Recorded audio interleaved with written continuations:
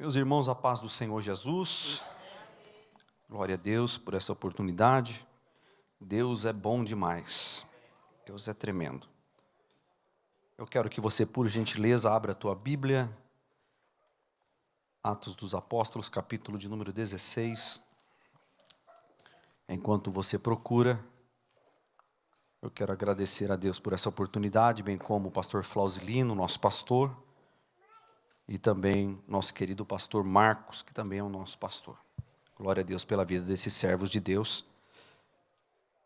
E glória a Deus porque Deus nos conduziu até a este lugar santo esta noite. Amém? Atos dos Apóstolos, capítulo de número 16. Aleluia.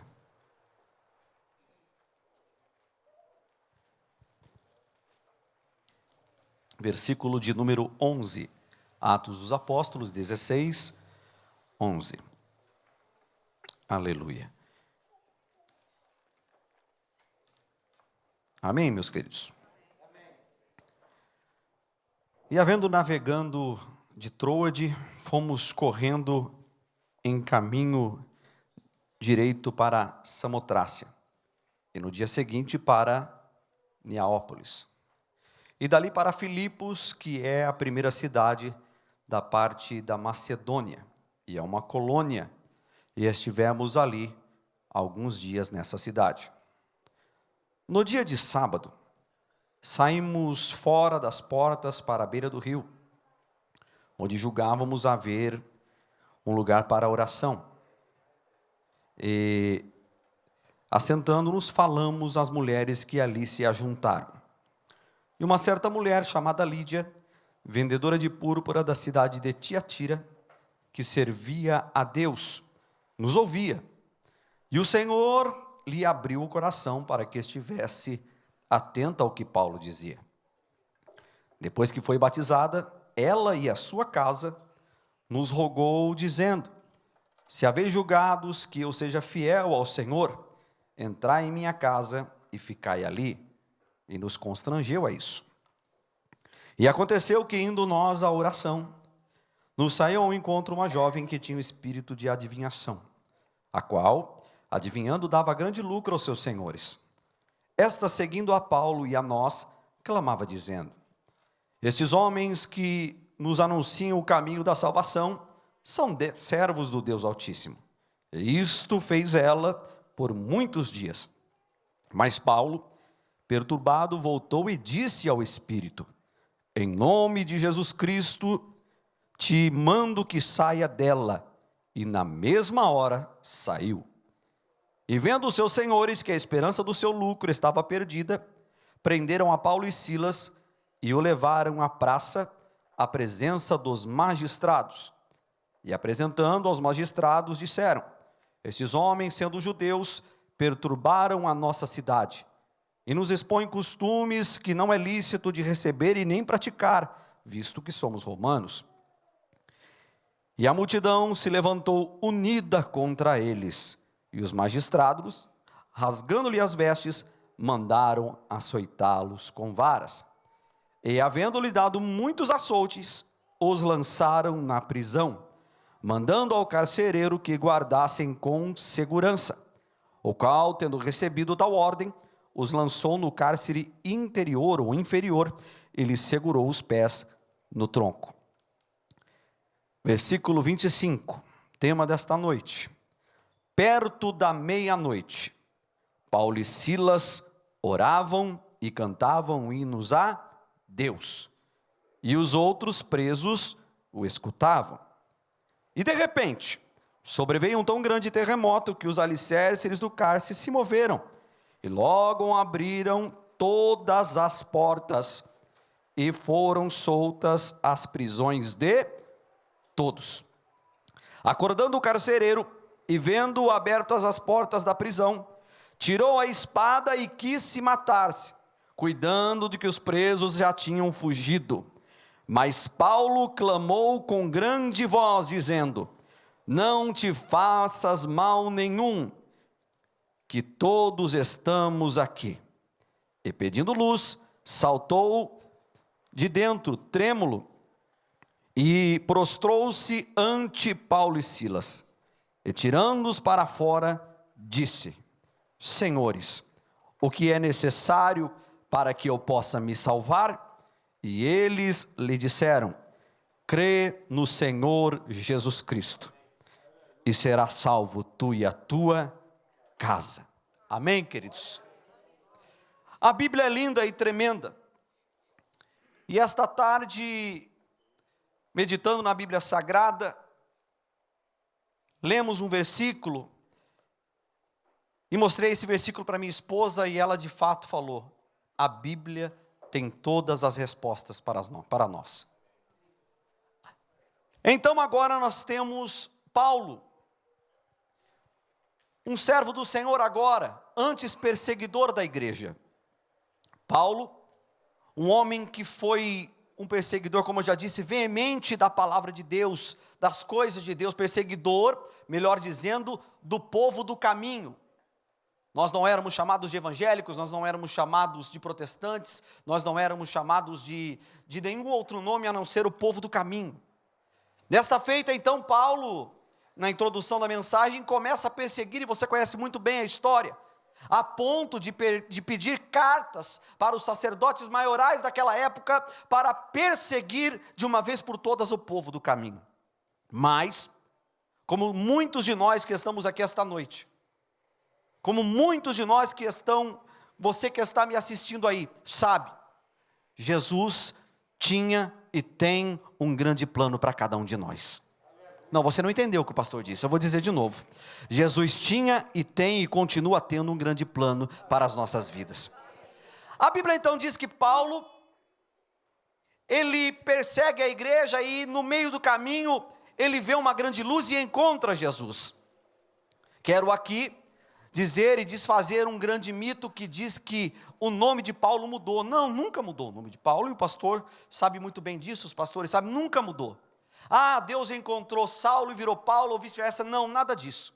O que aconteceu de fato é que Paulo e Saulo eram a mesma pessoa, e era conhecido no meio dos gentios, no meio dos romanos, como um nome, e no meio dos judeus como um outro nome. É como se fosse Marcos Antônio, é como se fosse Roberto Carlos. Vocês entenderam? Então, nunca mudou o nome de Paulo. O que acontece é que ele era conhecido entre os judeus de uma forma e entre agora os crentes de uma outra forma. A vida dele muda, ele encontra de fato Jesus. E ontem eu comecei a ouvir alguns hinos em casa, algumas músicas em casa, e eu comecei a meditar naquelas músicas que eu gostava muito quando eu aceitei a Jesus, como nós costumamos dizer, quando eu estava no primeiro amor. Isso serve para nós entendermos. Quando nós aceitamos a Cristo, quando nós descobrimos o amor de Deus. E eu ontem comecei a meditar, comecei a pensar a respeito disso, comecei a cantar aquelas músicas. E devo até confessar que em alguns momentos até falei, caramba, mas como que eu estou cantando alto? Fiquei empolgado mesmo. Mas do mesmo jeito eu comecei a lembrar. Eu estou falando de mim. Comecei a lembrar o que eu era, que tipo de crente eu era, e o tipo de crente que eu me tornei. Não estou dizendo para você que eu sou o melhor ou pior crente, mas eu estou querendo dizer para você de que quando eu conhecia esse Jesus, quando eu conheci a graça, quando eu conheci o poder dos meus pecados serem esquecidos, quando tudo aquilo era fresco e claro aos meus olhos, a minha vida como crente era diferente. Eu quero que você, aqui na introdução dessa mensagem, faça essa reflexão, por favor, em nome de Jesus. Lembre-se daquele momento que você encontrou Jesus. Lembra daquele momento que você descobriu que você se tornou e que você era um escolhido de Deus. Naquele momento que você sentiu que Deus arrancou das suas costas todo o pecado e transformou você em alguém que andava ouvindo a voz do próprio Deus. Você está entendendo o que eu estou pregando aqui? E eu comecei a pensar naquilo e falei, meu Deus, eu preciso voltar a ser aquela pessoa. Eu preciso chorar com as coisas simples. Eu preciso aprender a não medir as coisas, e muito menos as pessoas. Vocês estão entendendo? E agora aqui então Paulo, ele recebe um chamado de Deus. Ele recebe uma orientação de Deus. E a Bíblia diz que ele recebe como uma visão de madrugada. Ele recebe uma visão e essa visão fala: passa-nos, nos ajuda e passa-nos para Macedônia. Venha para o nosso lado, nós precisamos de você. Temos uma missão. A Bíblia diz que na mesma madrugada ele arruma as suas coisas e agora ele está partindo logo de manhã para o chamado de Deus. O que eu aprendo com isso? Vou passar para você uma revelação de Deus para o teu coração. Deus tem pressa em te usar. Não, só 3, 4 entenderam. Eu vou dizer de novo, é para você mesmo que está me ouvindo, é para você mesmo que está neste culto, é para você mesmo que está me ouvindo aí pela internet, pela rádio. Deixa eu dizer uma coisa para você: Deus tem pressa em te usar. Pastor, mas eu não tenho chamado. Pastor, mas eu não tenho jeito. Ei, é você que decide? Não, quem decide é Deus que te chamou. Quem decide é Deus que te escolheu. Quem decide é Deus que traçou um plano para a tua vida. Aleluia!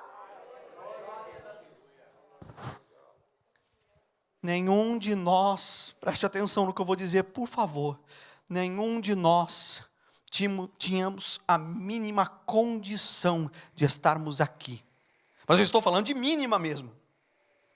Estávamos condenados à morte. E é isso que Paulo, em todas as suas epístolas, quis mostrar para a igreja. Nós não tínhamos a condição, mas ele diz lá no livro... Agora me deu um branco aqui, Romanos 8:31. Que diremos, pois, à vista dessas coisas? Se Deus é por nós, quem será contra nós? Aquele que não poupou nem o seu próprio filho, antes nos deu por amor. E aí ele diz ainda mais nos versículos posteriores: quem intentará acusação contra os eleitos de Deus? É Deus quem os justifica. Vou passar para o português, para o dia de hoje, para você entender mesmo, de uma vez por todas. Você não merece, eu não mereço. As nossas obras, por mais lindas e melhores que for, a gente não vai conseguir, mas nós estamos aqui pela graça de Deus. Aí eu vou dizer de novo, porque isso encheu meu coração. Nós estamos aqui pela graça. E o que é graça, pastor? Favor que não merecemos. Então, agora... Paulo ouve o chamado de Deus, e logo pela manhã, ele já está partindo para aquele lugar que Deus havia lhe determinado. Passa a Macedônia, nos ajuda. E agora Paulo está indo para a Macedônia, e quando ele chega lá, a primeira coisa que Paulo procura é um lugar para oração. Por favor, olhe para mim. Nós podemos ter lindas palavras, nós podemos nos portar com a melhor forma de cristão possível, mas se nós não tivermos uma vida de jejum e oração, as coisas vão ser muito lentas para nós. A modernidade veio, os meios de comunicação foram ampliando, mas existe uma coisa que Deus não troca, e se chama intimidade e relacionamento. E as mídias sociais não podem dar intimidade. A intimidade, ela só pode acontecer quando você tem uma troca de conversa com alguém. Então a Bíblia diz que eles passam. E aqui, aonde eu comecei a ler, ele começa a dar uma descrição da mensagem. E ele diz aqui: no dia seguinte, ou no sábado, saímos para a beira do rio. Para quê? Para orar. Porque era um costume judaico. Qual era o costume judaico? De um determinado lugar, se ele não tivesse pelo menos 10 líderes de família, não poderia intitular, não poderia ser fundada uma sinagoga ali. Mas o costume, num lugar que tinha então poucos judeus, antes de 10 famílias para fazer uma sinagoga, então agora o costume era orar na beira do rio. Era o costume, não me pergunta por quê. Então eles estão agora orando na beira do rio. Eles chegam na beira do rio, e quando eles estão lá, eles encontram algumas mulheres lá, e a Bíblia diz que uma mulher chamada Lídia estava entre aquelas mulheres. Paulo não perde tempo e ele começa a pregar o evangelho. Ele fala do amor de Jesus, ele fala o que Deus havia feito na vida dele, e agora aquela mulher aceita Jesus como Salvador. A Bíblia diz, ou melhor, os teólogos dizem que aquela mulher já era uma mulher de uma sequência judaica, e ela ouve falar que o Messias havia chego, que o Messias havia morrido e ressurreto, então ela aceita. A Bíblia também diz que no dia a dia, Lídia constrange Paulo e Silas a ficar na casa dela, e existe aqui no texto. E o texto fala: olha, você não julga que eu e minha família somos crentes, somos fiéis a Deus? Então por favor, fique conosco, fique em minha casa. E a teologia também nos diz que neste lugar aqui, neste contexto, posteriormente, é fundada a igreja de Filipenses, a qual Lídia era uma das suas sustentadoras. Por quê? Porque Lídia era vendedora de púrpura. Lídia era vendedora de uma tinta para pintar tecido, algo que era raríssimo naquela época, só as pessoas que tinham dinheiro. Disso sobrevivia aquela mulher. A Bíblia então agora nos afirma que Paulo ia todas as manhãs orar a Deus, procurava um lugar secreto para orar a Deus.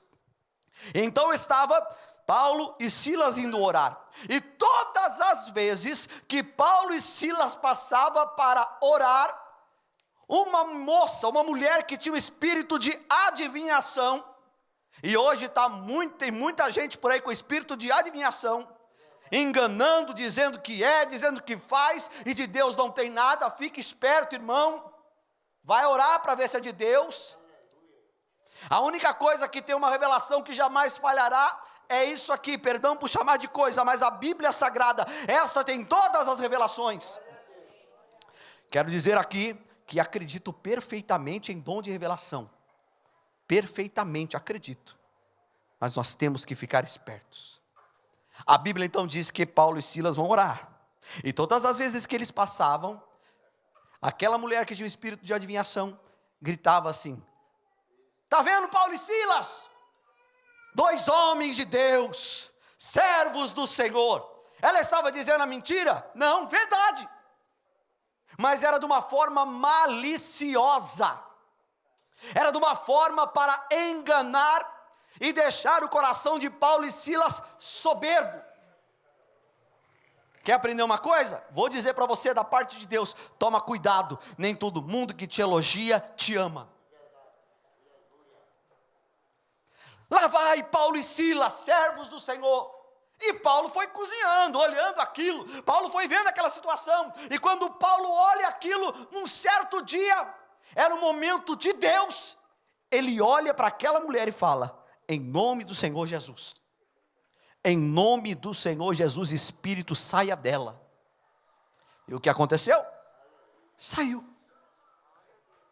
Agora imagine comigo, por favor, queridos irmãos, não era para ser um motivo de grande alegria, uma pessoa que era endemoniada agora estava liberta, uma pessoa que era escrava do diabo agora estava liberta, era um motivo de grande alegria, mas alegria para quem conhece a Deus, alegria para quem sente a presença de Deus. Mas aquela moça sustentava várias pessoas por aquela adivinhação. Aquela moça, ela dava lucro a algumas pessoas que ganhavam dinheiro com a adivinhação. E por conta disso agora, as pessoas daquele local se revoltam contra Paulo e Silas. Vou dizer de novo, eles estavam fazendo a obra, estavam obedecendo o chamado, estavam expulsando o demônio, estavam na obra missionária, mas isso não impediu que eles sofressem perseguição. Nós não podemos confundir as coisas. Se falam mal de você e você está buscando a presença de Deus, não deixe que isso influencie a tua vida. Não deixa. Não deixa que isso influencie. Eu sei que é difícil. Sei mesmo. Eu sei que é muito difícil você ouvir alguém falar de você e você ter que segurar, reter e não murmurar. É muito difícil. Mas Paulo olhou para ela e falou: em nome de Jesus, espírito imundo, vai embora. Paulo não estava nem aí com as consequências, sabe por quê? Porque Paulo sabia que independentemente de qualquer coisa, a vida dele estava escondida em Deus. Eu vou dizer de novo para ver se isso cabe no teu coração. Independentemente de qualquer coisa, meu querido irmão, você tem que ter a clareza, você tem que ter a sensibilidade, que a tua vida não está escondida no pastor Marcos, a tua vida não está escondida no pastor A, B, C, D, a tua vida está escondida em Cristo Jesus. E se está escondida em Cristo Jesus, deixa falar, o que importa é o que Deus pensa ao seu respeito. Então Paulo e Silas estão agora vendo aquela situação, o povo todo se revolta. Dá para imaginar um negócio desse? Ele estava em paz com todo mundo. Quem sabe um olhava meio torto, alguém olhava, o que esse tipo de crente quer, o que esse povo quer fazer? O que? Fica olhando. Mas de repente aquele povo que até bom dia talvez dava para ele, agora estava querendo vê-los na prisão. Não espere afagos. Não espere muitos elogios. Não espere que todo mundo goste de você. Somente espere que o que você faz agrade a Senhor Jesus. Então agora a Bíblia diz que eles são levados à praça central. Quem sabe agora aquela conversa, aquele burburinho, aquele movimento todo naquele lugar agora, fala, o que está acontecendo na praça? Pegaram algum bandido? Não, está sabendo não?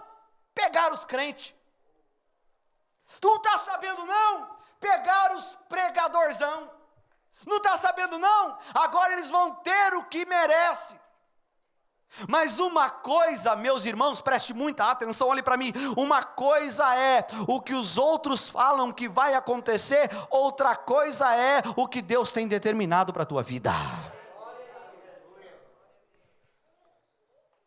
Paulo e Silas não contestaram.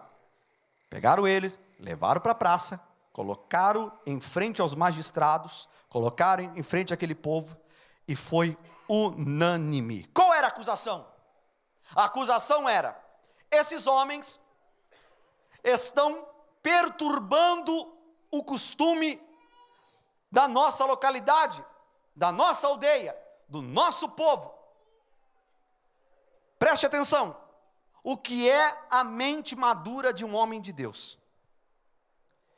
Paulo ouve tudo aquilo, e a principal acusação era: esses homens estão perturbando os nossos costumes, que somos romanos. Os irmãos sabem, são conhecedores da palavra de Deus, sabem que Paulo tinha a cidadania romana. Paulo poderia arregaçar as mangas e dizer: opa, não, de jeito nenhum, eu sou cidadão romano, ninguém mexe comigo. Mas Paulo ficou calado. Eu explico para você o que eu acabei de dizer. Paulo sabia que ele estava certo, Paulo sabia que ele estava na vontade de Deus, mas isso não deu o direito a Paulo de contestar o que Deus iria realizar. Isso é sério o que eu disse, vou dizer de novo. Muitas vezes nós planejamos, nós traçamos, e a grande maioria das vezes é na virada do ano. Esse ano eu oro mais, esse ano eu vou fazer de tudo para ninguém me perseguir, esse ano eu vou fazer isso, esse ano eu vou pagar minhas contas melhor, vou me dedicar no trabalho, esse ano eu vou fazer isso, esse é o meu plano e o seu plano. Esse ano, não vou dar bola para o que falam de mim, esse ano eu vou fazer isso, sabe como que eu estou querendo dizer? Então agora, preste atenção, Paulo tinha tanta maturidade no seu coração, e havia crido naquele Deus que o chamou lá naquele dia de madrugada e havia falado: passa a Macedônia, porque nós temos uma grande obra para você. O que eu quero dizer? Muitas vezes nós estamos dispostos a levantar as mãos, muitas vezes nós estamos dispostos a louvar, mas não estamos dispostos a ouvir as pessoas dizer: vamos jogar no tronco, porque eles são estranhos aqui neste lugar. Precisamos ter maturidade de entender que muitas e muitas vezes vão contestar tudo o que somos. Mas o que tem que ser glorificado na minha vida e na tua vida é a vontade de Deus. Vontade de Deus. Queremos que a nossa vida siga este rumo, mas lá no meio a gente encontra uma pedra e muitas vezes nós não conseguimos compreender que quem pôs aquela pedra foi Deus. Está entendendo, irmão? Eu estou falando de mim também, estou pregando para mim. Achamos que o caminho não pode ter nem curva, achamos que o caminho tem que ser pavimentado, achamos que o caminho tem que ser lindo, achamos que o caminho tem que ser de flores, mas nós não imaginamos que Deus conhece o passado, o presente e o futuro, e muitas vezes Ele coloca pedra. E para que a pedra, pastor? Explico para você. A pedra é para que nós, para dois motivos: ou para nós tropeçarmos nela e ver que toda a glória não é para nós, a glória é para Deus, ou o segundo motivo, para nós mudarmos de rota. Você está preparado para mudar de rota? Você está preparado para seguir o que Deus quer? E Deus está falando muito comigo aqui, viu, gente? Você está preparado para seguir o plano de Deus e não o nosso?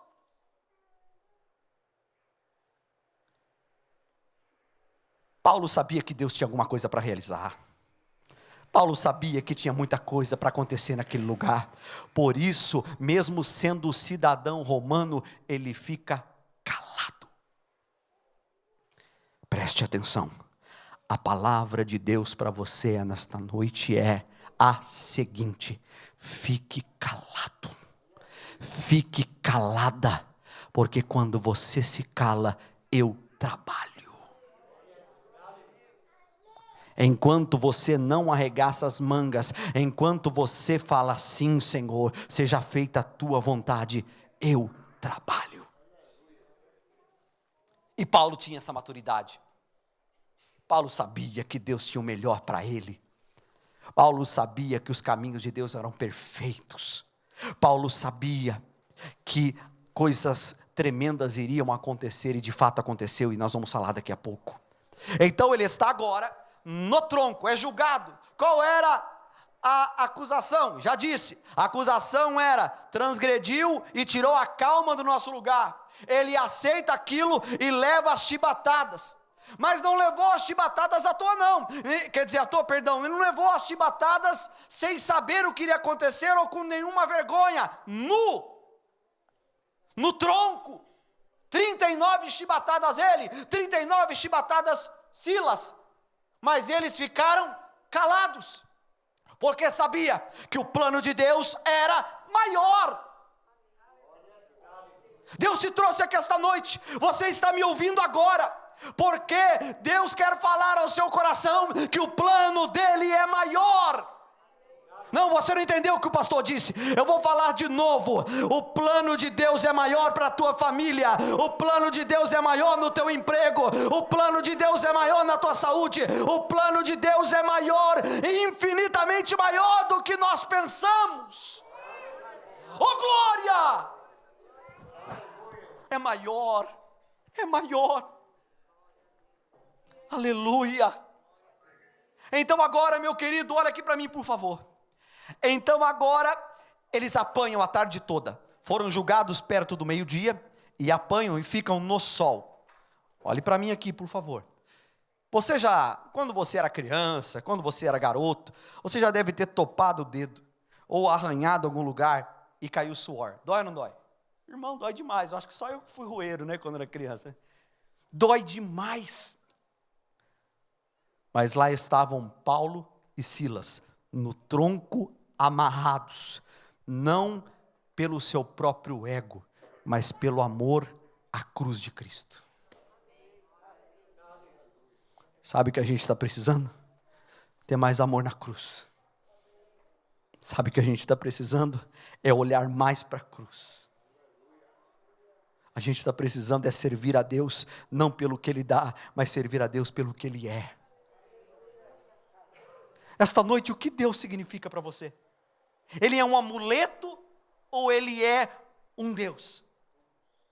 Ele é alguém que você pode somente clamá-lo no momento de desconforto, ou Ele é um Deus que você pode glorificá-lo em qualquer momento? Então Paulo e Silas estão lá, moídos, machucados, feridos.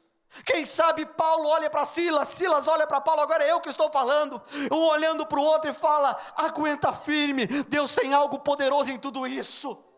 E esta palavra que eu quero ministrar ao seu coração como profeta esta noite, como ministro do Evangelho: aguenta firme, Deus está neste propósito, aguenta firme, Deus está nesta luta, aguenta firme, você não está só, Deus está no controle de todas as coisas, aleluia, Ele está, por mais que pareça que não está, irmão Josué, Ele está, contemplando, olhando, cuidando, velando, protegendo. Ele está. E agora a recomendação é a seguinte depois do julgamento. Explico para você, muito claro. Depois do julgamento, depois dos açoites, a recomendação era para o chefe do cárcere, para o chefe da prisão, leva para o subsolo, aonde fica os principais ladrões, os mais perigosos, leva para baixo, porque eu quero humilhá-los, leva para baixo porque eu quero escondê-los, leva para baixo porque eu quero abafar a vida, eu quero abafar os sonhos, eu quero abafar a fé, leva para o cárcere inferior. Quantas vezes eu e você já nos sentimos no cárcere inferior? Quantas vezes eu e você já nos sentimos um 0,0000 à esquerda, elevado à centésima? Quantas vezes eu e você olhamos e falamos: o que eu estou fazendo? Quem sou eu? O plano era humilhar, o plano era aniquilar. Mas preste atenção no que eu vou dizer, por favor, mas esse era o plano do homem. Aleluia, você não entendeu, irmão? Esse era o plano do homem. O plano do homem pode ir até onde o braço dele alcança, mas o plano de Deus é muito maior para as nossas vidas esta noite. Os planos de Deus são muito, muito superiores. E se nós entendêssemos isso de verdade, nós sofreríamos muito e muito e muito menos. Não é verdade, gente? Se você imaginasse que o que você está passando agora seria solucionado com certeza absoluta, amanhã você não estaria mais calmo nesse culto? É claro que estaria. Agora eles são jogados no interior, lá embaixo. Agora eles são jogados lá no porão. Talvez você que me assiste pela internet, talvez você que está aqui ou me ouvindo no rádio, hoje nós estamos transmitindo pelo rádio. Você que está me ouvindo, talvez você que está me ouvindo agora, está se sentindo a pior pessoa deste mundo, se sentindo inferiorizado. Seus planos deram errado, seus amigos te abandonaram, tudo deu ao contrário do que você imaginou. Você é que pensa, tudo ainda está no controle das mãos de Deus. Eu vou dizer de novo para ver se você levanta a tua mão e adora Jesus. Tudo ainda está no controle das mãos do Senhor. Ele não deixou, Ele não te abandonou, Ele não te desamparou. Tudo ainda está no controle. Aleluia! Cárcere inferior, abafa o ministério, Abafa tudo. A Bíblia diz que eles estão agora amarrados, os seus pés no tronco. As celas são fechadas. Tudo para que eles não tivessem nenhum tipo de reação. Vou falar de novo. Pés amarrados no tronco. Estão com as costas cortadas. Estão no gelo da prisão inferior. Tudo para que o ministério deles acabasse naquele momento. Mas esse não era o plano de Deus. Esse era o plano do homem. A Bíblia diz que perto da meia-noite, eles entram no cárcere por cerca de 18 horas, 6 horas da tarde. E agora vai ficando tarde. Vai ficando tarde. E a Bíblia diz que perto da meia-noite, ambos tomam uma decisão, pastor Paulo. Eles tomam uma decisão e um olha para o outro e fala: vamos cantar. Vamos adorar. Vamos exaltar. Quero lembrar você que a fé não se aplica para pessoas que são muito lógicas. Quero dizer para você que esse negócio de ser crente, evangélico, protestante, tem que faltar um parafusinho santo na cabeça do cara. Porque tem que acreditar em quem não consegue ver. Tem que acreditar no que os outros falam que não vai acontecer. E é isso que Paulo e Silas acreditavam. Eles muitas vezes olhavam um para o outro, naquela escuridão, só dava para ver o vulto e falar: vamos cantar então. Eu não sei o que cantaram, eu não sei o que adoraram, eu não sei o período que cantaram, mas eu sei de uma coisa: haviam dezenas e dezenas de pessoas que estavam ouvindo aquelas canções.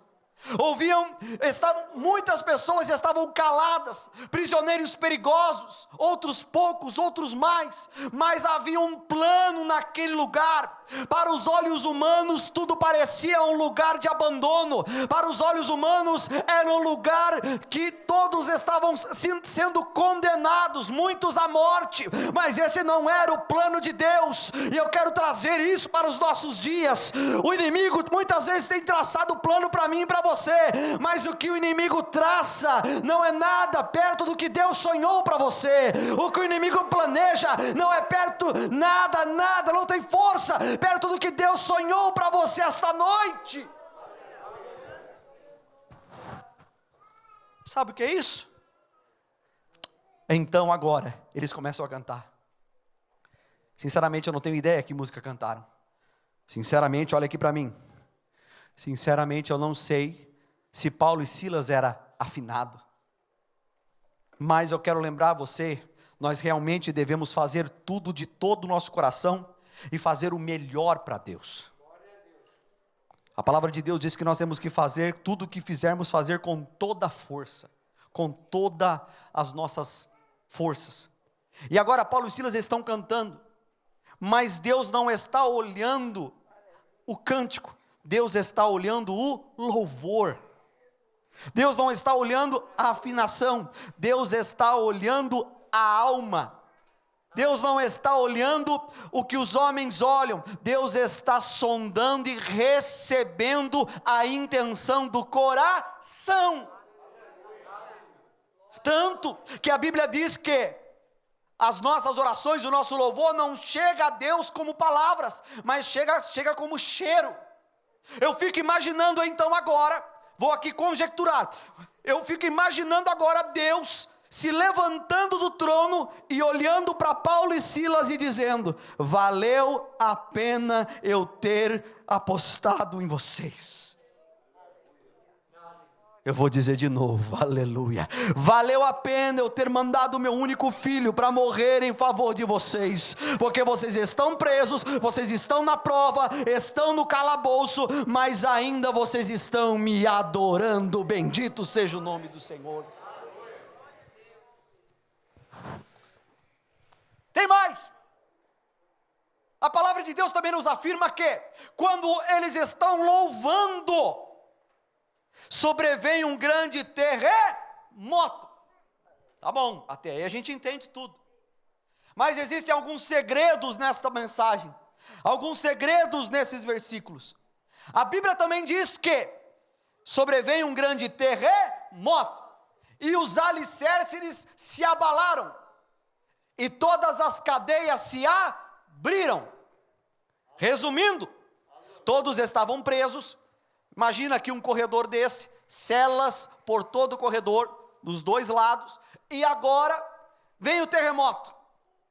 Mas a Bíblia nos mostra um segredo. E qual é esse segredo? Veio o terremoto, as paredes não caíram, mas as celas abriram.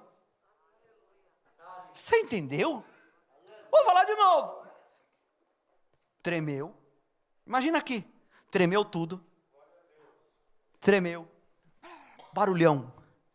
Todo mundo fica meio assustado. As paredes não racham. O teto não cai. Mas as cadeias se abrem. Deus queria mostrar o sobrenatural aquela noite. E não é diferente esta noite que estamos vivendo aqui. Aí eu fiquei perguntando, Senhor, não é possível, como que é esse negócio? Explica para mim, Senhor, me dá uma revelação. Como que vem o terremoto? E agora tudo treme. O tronco quebrou a corrente, as celas se abriram, e não caiu a parede. Aí eu fiquei imaginando, aí Deus falou no meu coração e falou, Marcos, quando eu estou no controle, eu confundo a lógica humana. Eu vou dizer de novo, quando eu estou no controle, Marcos, eu confundo a lógica humana, eu inverto a fila, eu abro a porta, eu curo, eu restauro, eu liberto, eu faço de um drogado como eu era, de um viciado em droga como eu era, pregador da palavra, eu inverto a fila, Marcos.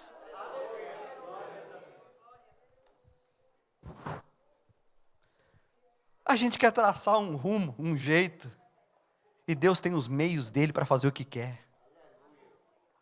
Então, a primeira opção, a primeira parte que Deus me revelou é: eu faço como eu quero. As cadeias abrem, as celas abrem e a corrente sai do pé. Segunda coisa que me chama muito a atenção, eu quero que você preste atenção que eu já vou acabar. Segunda coisa que me chama a atenção é: nós tínhamos muitas pessoas condenadas dentro dessa prisão. E a Bíblia faz questão de mencionar que ninguém escapou. Ninguém escapou, ninguém fugiu. Aí eu fui perguntar, Senhor, por favor, eu preciso falar para o povo lá do Vila Nova, eu preciso falar para eles, por que ninguém fugiu? Aí Deus falou comigo assim, ô Marcos, antes de você ser crente, você foi envolvido com droga, viciado em droga, fez um monte de besteira.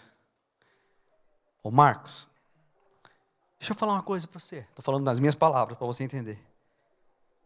Aqueles homens estavam lá porque eles procuravam prazeres, fizeram delitos, mataram pessoas, fizeram coisas horrendas, porque eles procuravam paz interior. Mas, Marcos, eles nunca haviam sentido a minha presença. Aleluia, você não entendeu o que o pastor disse. Tem muita gente por aí, principalmente quando a gente é jovem, a gente faz A, B, C, D, E, F, G, H, para quê? Para se satisfazer interiormente, para preencher um buraco que a gente não consegue, a cocaína não consegue, o crack não consegue, a maconha não consegue, a bebida não consegue, a prostituição não consegue. O único que consegue tampar o buraco dentro de mim e de você é chamado Espírito Santo de Deus. Eu vou dizer de novo. A única coisa que consegue preencher o vazio da nossa alma, até mesmo muitas vezes, porque muitas vezes eu já conversei com milhares, centenas de pessoas, melhor falando, que falam assim, pastor, eu estou dentro da igreja, mas não estou. Estou um buraco dentro de mim, não consigo me satisfazer dentro da igreja. Sabe o que é que falta? Algo que só algo pode preencher, que chama-se Espírito Santo de Deus. Vou passar rapidinho para você entender. Olha para mim aqui, por favor. Isso faz 24 anos. 24 anos. Eu andando pela rua do meu bairro, tinha 17 anos. 20 dias sem comer. 20 dias sem dormir. Louco de cocaína até a tampa. Louco. 52 quilos. Hoje eu peso 74 e ainda sou um pouco magro. 52 quilos. Um amigo que usava droga comigo e que roubava comigo naquela época, ele foi para o hospital, para a PUC. E lá na PUC, ele recebeu a visita de algumas irmãs do círculo de oração, e eu acho que até a irmã Aparecida devia estar. A mãe do Douglas, que está aqui hoje. Se eu não me engano, devia estar. E de tanto ele cheirar a cocaína, o esôfago dele derreteu. Um homem de 1,80 m e pouco de altura, chegou a pesar 47 quilos, pele e osso. Os médicos da PUC falaram, libera, vai morrer em casa, não tem jeito. Mas, há 1 ou 2 dias atrás, de o médico liberar ele para ir embora, para morrer em casa, ele recebeu uma visita do Círculo de Oração da Assembleia de Deus do Jardim Anchieta. E naquela visita, as irmãs pregaram para ele e ele aceitou Jesus, meu companheiro de coisas do mundo. Ele havia sumido alguns dias, eu encontro ele, pele e osso, sonda no nariz, e ele fala algo assim para mim, preste atenção, ele fala algo assim para mim, Tasca, eu preciso falar uma coisa para você. Eu vi que o rosto dele estava diferente. Gente, diante de Deus, eu peguei o meu revólver, coloquei na barriga dele e falei, fala antes que eu te mate. Ele falou, Tasca, não faz isso. Mas há 5 minutos atrás, eu havia orado assim, se existe Deus dos crentes, o Senhor dá um jeito na minha vida, senão eu vou pegar esse revólver e vou me matar. E quando eu falava, eu fazia. Eu vou me matar. Havia falado isso há 5 minutos. Começo a subir a avenida perto de casa e encontro ele. Aí me deu uma vontade doida de aprontar alguma, antes que eu me matasse, e falei, vou te matar. Ele falou, não faz isso, Tasca, porque eu descobri uma coisa que vai mudar a nossa vida. Ele falou assim, Tasca, eu descobri algo lindo, e ele começou a chorar. Eu falei, ficou louco.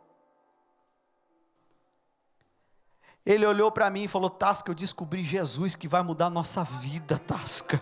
Você não entendeu? Se você tivesse entendido, no mínimo a sua mão você tinha levantado para glorificar. Fazem 24 anos, e há 10 anos eu tenho pregado a palavra do Senhor por todo esse Brasil, e Deus tem transformado a vida de muitas pessoas, não por mim, mas porque um dia Ele ouviu a minha oração e disse, vai ser pregador da palavra. Pode aplaudir a Jesus.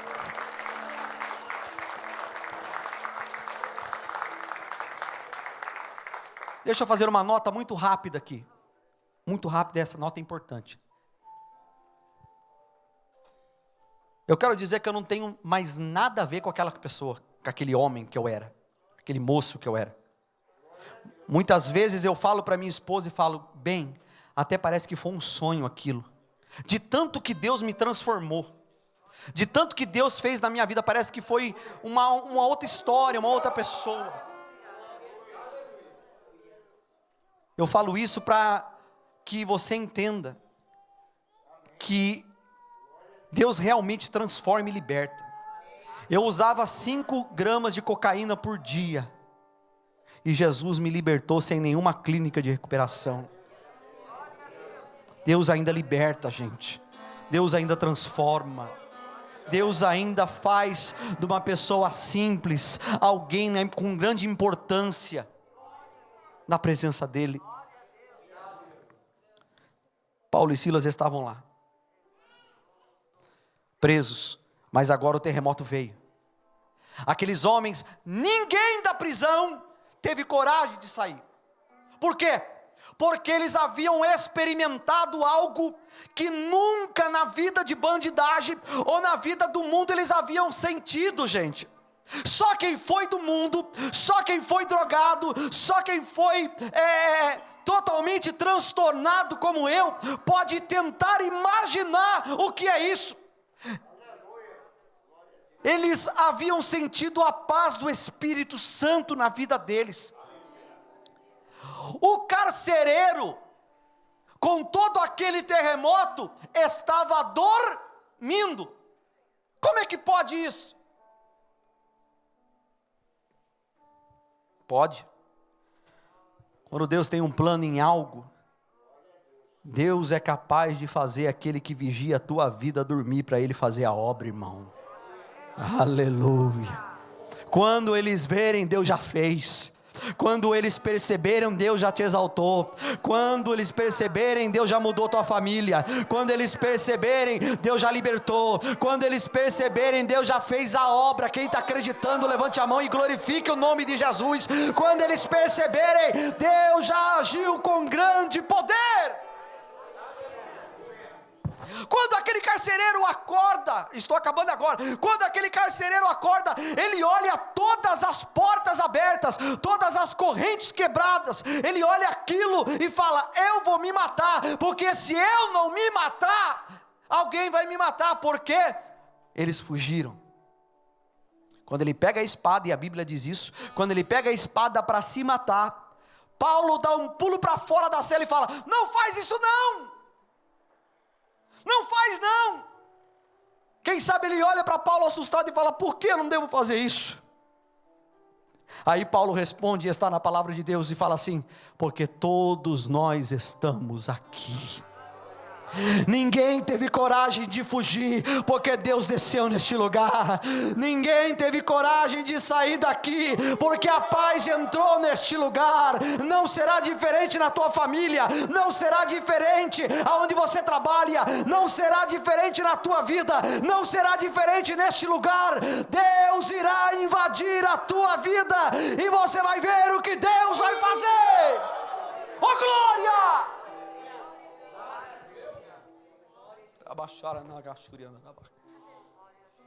Aleluia. Não faz isso não. Então qual é a primeira pergunta que o carcereiro faz? Ou melhor, a segunda. Ele olha para Paulo e Silas e fala: o que eu devo fazer para ter esse poder na minha vida? O que eu devo fazer para ter essa unção na minha vida? O que eu devo fazer para ter essa paz dentro de mim? Aí eu fico imaginando Paulo olhar para Silas, Silas olha para Paulo, um olha para o outro e fala: tá vendo, valeu a pena apanhar. Tá vendo, valeu a pena falar mal de nós. Tá vendo? Valeu a pena se levantarem contra nós. Tá vendo? Valeu a pena isso, valeu a pena aquilo.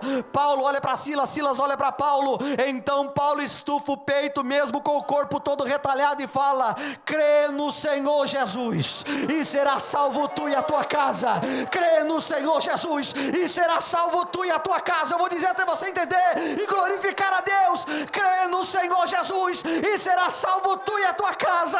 Crê no Senhor Jesus e será salvo toda a tua casa. O que nós temos que entender é que muitas vezes Deus nos coloca espinhos e nos machuca para que o nome dele seja glorificado na nossa vida, e para que você entenda que você é um escolhido, uma escolhida de Deus, e que tem muita gente olhando o que você vai fazer, tem muita gente olhando para ver como você vai se portar, tem muita gente olhando e falando: eu quero ver o que vai fazer, porque dependendo do que ele fazer, o que ela fazer, eu vou querer servir esse Deus. Está entendendo, irmão?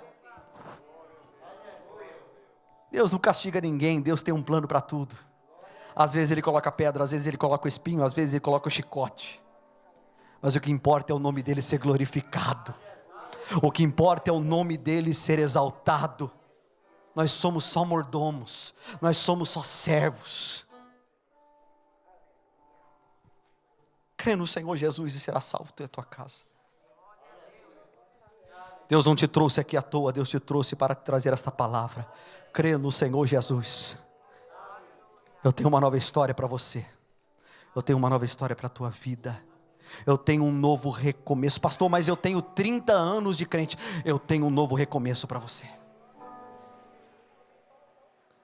Eu tenho uma nova trajetória.